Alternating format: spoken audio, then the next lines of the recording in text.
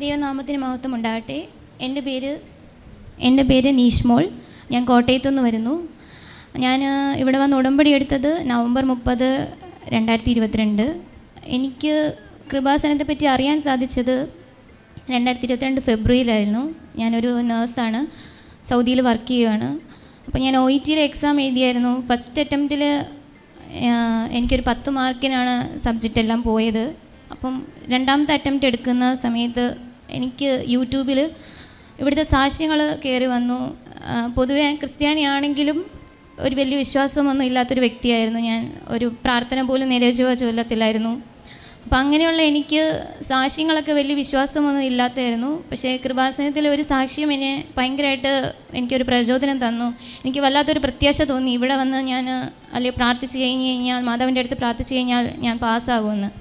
അങ്ങനെ ഞാൻ എൻ്റെ സഹോദരനോട് പറഞ്ഞു, ഞാൻ സൗദിയിലായതുകൊണ്ട് എനിക്ക് വരാൻ പറ്റാത്തതുകൊണ്ട് എൻ്റെ സഹോദരനോട് ഞാൻ പറഞ്ഞു, ഇവിടെ വന്നിട്ട് എൻ്റെ പേരിലും കൂടെ ഒരു ഉടമ്പടി എടുക്കണം, അപ്പം ഞാൻ പാസ്സാകുമെന്ന്. അപ്പോൾ കൂടുതൽ പ്രാർത്ഥന ചെയ്തൊന്നും എനിക്കറിയത്തില്ല. ഞാൻ തന്നെ ചാനലിൽ കയറിയിട്ട്, യൂട്യൂബ് ചാനലിൽ കയറിയിട്ട് കൃപാസനത്തെ പറ്റി കൂടുതൽ അറിഞ്ഞു. ഇവിടുത്തെ സ്ഥലം എവിടെയാണ്, പ്രാർത്ഥനകൾ, നിയോഗങ്ങൾ, എല്ലാ കാര്യങ്ങളും ഞാൻ തന്നെ ആരോട് ചോദിക്കാതെ ഞാൻ കണ്ടുപിടിച്ചു. എൻ്റെ കൂടെ വർക്ക് ചെയ്യുന്നവർക്ക് അടുത്തും എനിക്ക് പ്രത്യേകിച്ച് അനുഭവങ്ങളൊന്നും ഇല്ലെങ്കിൽ പോലും ഞാൻ എല്ലാവരുടെ അടുത്തും മാതാവിനെ പറ്റി പറയാൻ തുടങ്ങി. അങ്ങനെ ഞാൻ പല സാക്ഷ്യങ്ങളിലും കേട്ടിട്ടുണ്ട്, മാതാവ് നമ്മുടെ അടുത്ത് വന്നു കഴിയുമ്പോൾ നമുക്ക് ഒത്തിരി പ്രതിബന്ധങ്ങളും ഒത്തിരി പ്രശ്നങ്ങളൊക്കെ വരുമെന്ന്. അപ്പോൾ OET ഒന്ന് പാസ്സാകാത്തത് മാത്രമായിരുന്നു എൻ്റെ അന്നത്തെ വിഷയം. പക്ഷേ എൻ്റെ സഹോദരൻ വന്ന് ഉടമ്പടി എടുത്തു കഴിഞ്ഞ് കഴിഞ്ഞപ്പം എൻ്റെ ലൈഫിൽ പെട്ടെന്ന് വളരെ വളരെ വിഷമങ്ങൾ, ഒത്തിരി കാര്യങ്ങൾ നടന്നു. ഞാൻ പ്രതീക്ഷിച്ചിരുന്നവരെല്ലാം എന്നെ ഉപേക്ഷിച്ച് പോയി. അപ്പോൾ അതൊക്കെ എനിക്ക് ഭയങ്കര വിഷമമായിരുന്നു. എനിക്ക് മുന്നോട്ട് പോകാൻ പറ്റുന്നില്ലായിരുന്നു.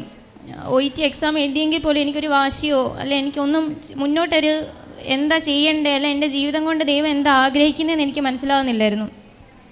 അങ്ങനെ ഞാൻ 4ഉം 5ഉം എക്സാമൊക്കെ എഴുതി. പക്ഷേ OET എക്സാം എല്ലാ പ്രാവശ്യം എഴുതുമ്പോഴും പഴയതിനേക്കാൾ എനിക്ക് മാർക്ക് കൂടുന്നുണ്ട്. പക്ഷേ സ്പീക്കിംഗ് എനിക്കൊരു 10 മാർക്കിന് എന്നെ ദൈവം പാസ്സാക്കുന്നില്ല. അപ്പോൾ എനിക്കറിയത്തില്ല ഇത് എന്തുകൊണ്ട് ഞാൻ ഇത്രയും കിടന്ന് കഷ്ടപ്പെട്ടിട്ടും മാതാവിനെ ഞാൻ അറിയിക്കുന്നുണ്ട് എല്ലാവരെയും. ഇവിടുത്തെ പ്രാർത്ഥനകളും സാക്ഷ്യങ്ങളും എല്ലാം ഞാൻ എന്നെ അറിയുന്നവരും അറിയാത്തവർക്കും എല്ലാവർക്കും അയച്ചു കൊടുക്കും. പക്ഷെ എന്നിട്ടും എൻ്റെ മുന്നോട്ടുള്ള ലൈഫ് എന്താണെന്ന് എനിക്ക് മനസ്സിലാകുന്നില്ലായിരുന്നു. അങ്ങനെ ഞാൻ OETയുടെ ഡേറ്റ് 6ാമത്തെ തവണ ഞാൻ എക്സാം എഴുതാൻ വേണ്ടി തീരുമാനിച്ചു. പക്ഷേ അതിന് മുന്നേ എൻ്റെ മനസ്സ് മൊത്തം അങ്ങ് അടിഞ്ഞുപോയി. എന്താ എക്സാം എഴുതണമെന്ന് തന്നെ ഒരു കൺഫ്യൂഷനായിപ്പോയി. എല്ലാവരും എന്നോട് എഴുതെഴുത് നിനക്ക് കിട്ടും എന്ന് പറയും. പക്ഷേ എടുക്കാനൊരു പേടിയായിരുന്നു. വെറുതെ പൈസ കളയണ്ട എന്നുള്ളൊരിതായിരുന്നു.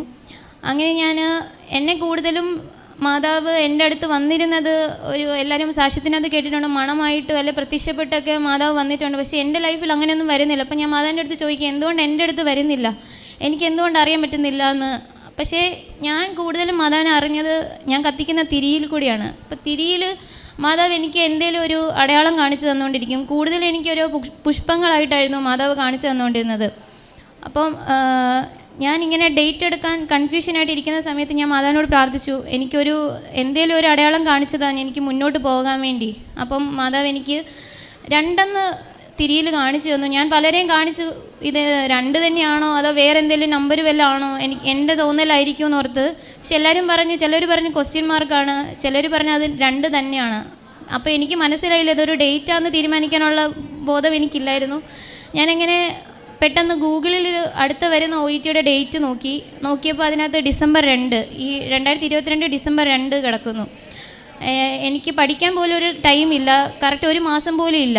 പക്ഷേ എല്ലാ തവണയും ഞാൻ എൻ്റെ കഴിവിൽ അഹങ്കരിച്ചിരുന്ന ഞാൻ, അല്ലെ പഠിത്തത്തിന് മാത്രം മുൻതൂക്കം കൊടുത്തിരുന്ന ഞാൻ, സാക്ഷ്യങ്ങൾ പലതും കേട്ടിട്ടുണ്ട്. എല്ലാവരും പ്രാർത്ഥനയിലും അല്ലെ സാക്ഷ്യങ്ങളിലും അച്ഛൻ്റെ ധ്യാനങ്ങളും ഒക്കെ കേട്ട് അവർ കൂടുതൽ പ്രാർത്ഥനയ്ക്ക് ഇമ്പോർട്ടൻസ് കൊടുക്കുന്ന. അപ്പം ഞാനും ഓർത്തു, ഇത്തവണ എന്തായാലും ഞാൻ എൻ്റെ കഴിവിൽ വിശ്വസിക്കുന്നില്ല.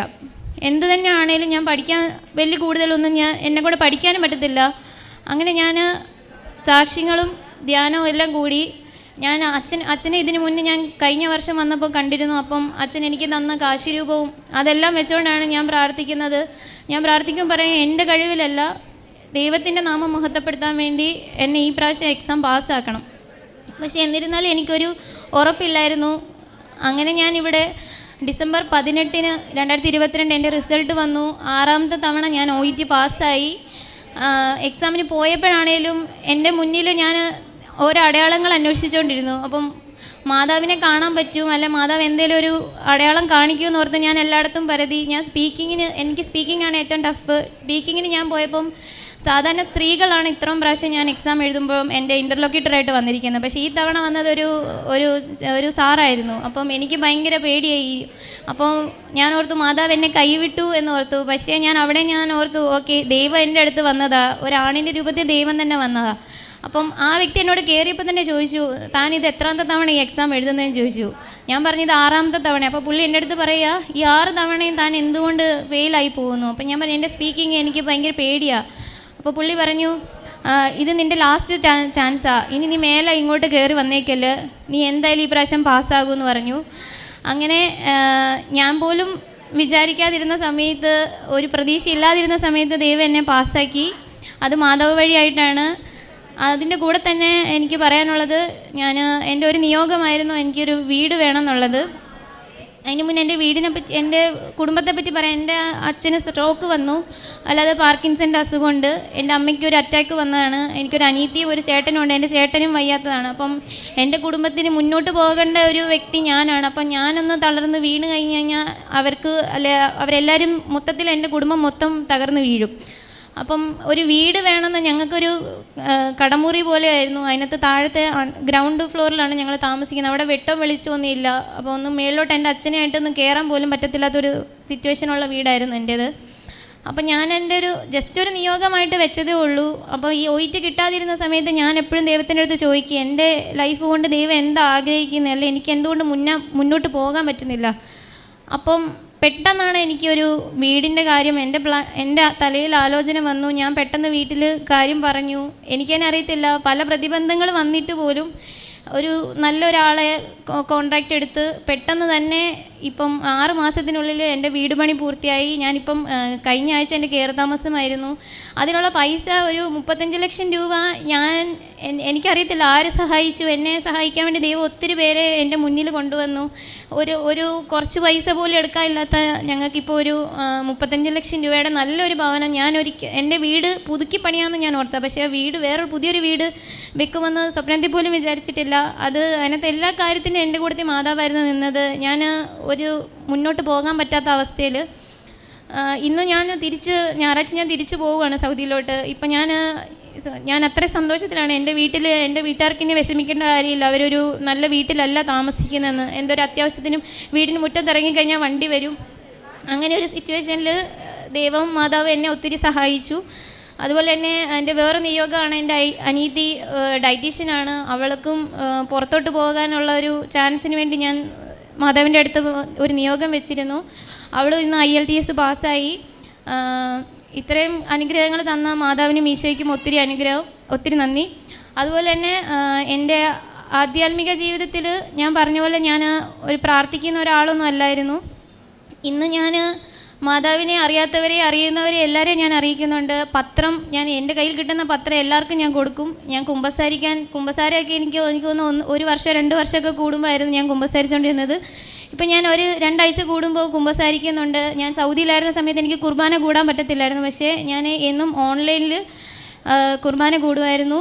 അതുപോലെ തന്നെ മറ്റുള്ളവർക്ക് വേണ്ടി പ്രാർത്ഥിക്കാൻ, അതാണ് എനിക്ക് കൂടുതൽ എൻ്റെ കാര്യമല്ല, എൻ്റെ വീട്ടിലുള്ള രോഗികളെ പറ്റി മാത്രം ഞാൻ അവരുടെ കാര്യം മാത്രം നടക്കണം എന്ന് മാത്രം പ്രാർത്ഥിച്ചുകൊണ്ടിരുന്ന എനിക്ക് ഇന്ന് ആരെന്തെങ്കിലും അവരുടെ വിഷമങ്ങൾ പറഞ്ഞു കഴിഞ്ഞാൽ അവർ പറഞ്ഞില്ലെങ്കിൽ കൂടി ഞാൻ അവരെ എൻ്റെ പ്രാർത്ഥനയിൽ ഉൾപ്പെടുത്തും. അത് മാതാവ് എനിക്ക് അവർക്ക് വേണ്ടി അത് ചെയ്തു തരും. അങ്ങനെ എല്ലാവർക്കും ഇപ്പം കൃപാസന മാതാവിനെ വിശ്വാസമാണ്. ഒത്തിരി പേര് ഇവിടെ വന്ന് ഞാൻ പറഞ്ഞു കഴിഞ്ഞിട്ട് ഉടമ്പടി എടുത്തിട്ടുണ്ട്. എല്ലാം ചെയ്തു തന്ന മാതാവിനും ഈശോയ്ക്കും ഒത്തിരി നന്ദി. പത്രോസ്ലീഹായുടെ 1-ാം ലേഖനം 1:15 നാം ഇപ്രകാരം വായിക്കുന്നുണ്ട്: നിങ്ങളെ വിളിച്ചവൻ പരിശുദ്ധനായിരിക്കുന്നത് പോലെ നിങ്ങളും പരിശുദ്ധരായിരിക്കുവിൻ.